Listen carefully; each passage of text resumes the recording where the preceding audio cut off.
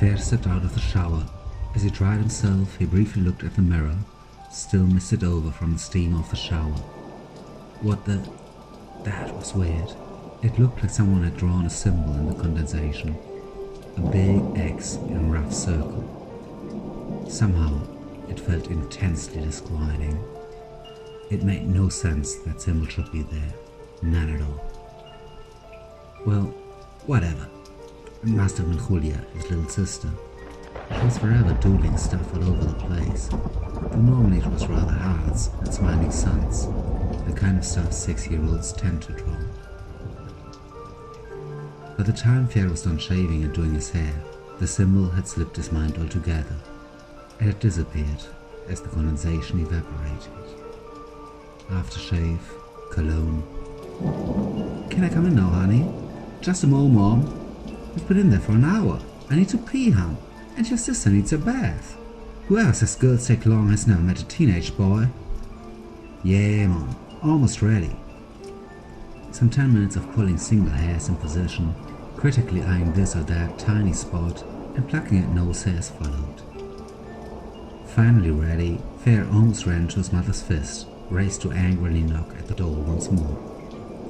"About time," she hissed as she swept past him. "Time to get dressed," Fair muttered, surgically close to parroting her and carefully controlling the volume. It wouldn't do any good to anger her anymore tonight.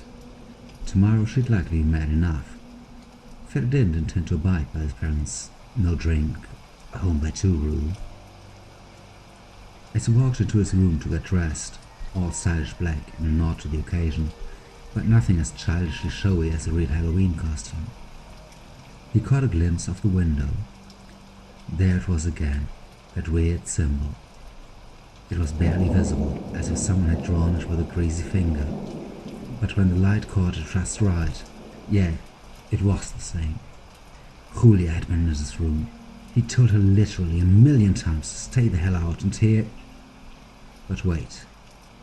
Don't make a scene today. Ignore it for now. Luna was coming to the party too, and he just might score with her tonight. And even if he didn't, there was booze, there was weed, there were the blokes. Everybody would be there.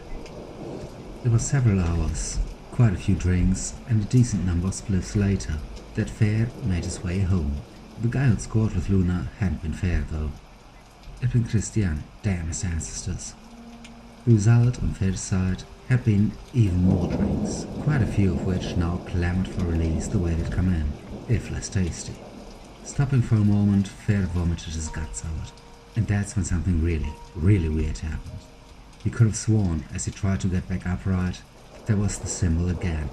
Bloody vomited at that excellent circle that appeared in the bathroom, in the window. It was getting creepy. Well, damn it all. By now Fair felt bad enough to just want to get home. He straightened up, took to his feet again. As he neared the village though, he thought he saw something in the distance, over by the road, outlined against the moonlit sky. It looked like nothing that made sense. An impossibly tall man in black, with lots of arms made of pure darkness. Damn, he looked like he had a black octopus strapped into his back. Fair felt his body tense up, goosebumps crawling up his spine. That thing was standing between him and his house. The distance impossible to gauge. The drink again wanted to taste the fresh air, and Fair had no choice but to oblige. He doubled up, spilled the meager rest of his stomach contents, accompanied by a surprising amount of bile. Much of it actually landed in his boots, but there are moments when you're just too busy to really notice. When Fair looked up again, the apparition was gone. Fair didn't get to go out much in the next few weeks. His parents hadn't taken particularly kindly to their son coming home drunk as a skunk, well after 4 a.m. and soaked in his own vomit. That grounded him for the foreseeable future, including even his karate lessons. Bugger. He slept not too hard either. That weird octopus man kept cropping up in his dreams. Now he stood there between the trees. Now he appeared in the window. Then again standing right next to his bed. It was deeply disturbing. Somehow he seemed to change his size, unpredictably, impossibly. He was always huge though. When he stood by Fair's bed, his head barely cleared the ceiling. When he stood by the window, he looked right in, never mind that Fair's room was on the 3rd floor. When he stood among the trees, it looked like he was really far away. And yet, he seemed taller than the trees. Most disturbing of all was his face. He simply had none. It was just a blank, with the merest suggestion of eyes, the tiniest hint of a nose and mouth. No hair, no visible ears. Like one of those dolls artists sometimes use to get the posture and proportions of a person they're painting right. And yet, the eyes that weren't there kept staring at him, staring right into his soul. Hardly a day went by either without that strange symbol appearing somewhere. "That's a good boy," Mom said when she saw Fair cleaning the bathroom mirror. He almost jumped. He hadn't heard her enter. He blushed, didn't turn round. "Well, I ought to do my bit, oughtn't I? It's so nice to see you take some responsibility." Planting a kiss on his cheek, she said, "But why don't you start with your room? It's a mess in there." "Yeah, right away." Relief. She hadn't seen the symbol, which had been appearing every day since he first saw it. Something about it made Fair feel guilty, as if it were his fault it should be there. And the next morning, after the shower, it was there again. Like every single day. It was quite clear who was to blame.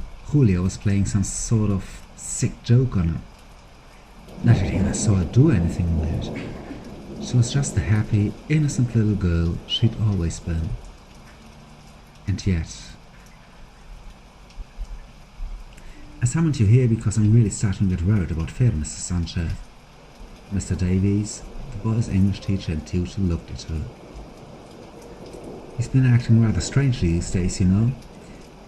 It's like he isn't fully there, if you know what I mean, mentally absent. He's skipping on his homework and sometimes he's getting outright aggressive. Is there anything we need to know going on back home?" The question was very direct, but Davies and Mrs. Sanchez had been in permanent contact ever since Fair and Davies himself had started in Santa Lucia del Tampal Secondary School more than 3 years ago. "I was going to ask you the same question, in fact. At home, he's behaving just like you said, and I'd been wondering whether he might have trouble with someone at school. Well, there have been some clashes, but it's always been him who started it.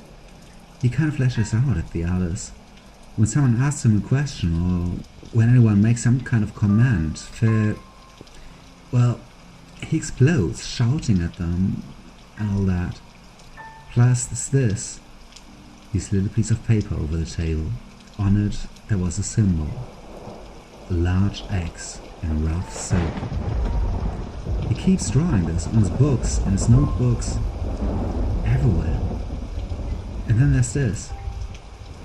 Davies took out his mobile phone, showed Mrs. Sanchez a picture. A man in a black suit. Thin, long arms and legs. No face. A bunch of tentacle-like things sprouting from his back. Somehow the image felt scary beyond what should have been possible. A dark presence staring without eyes. "What is this?" "I was hoping you could tell me," Davies said. "It's the other thing he keeps drawing. This one's a photo of the backside of the last exam. You already know he left it blank. This is what he was doing all the time." Mrs. Sanchez felt quite disturbed. That picture, it felt evil. Fair had always been a good student and a better person. What was happening to him?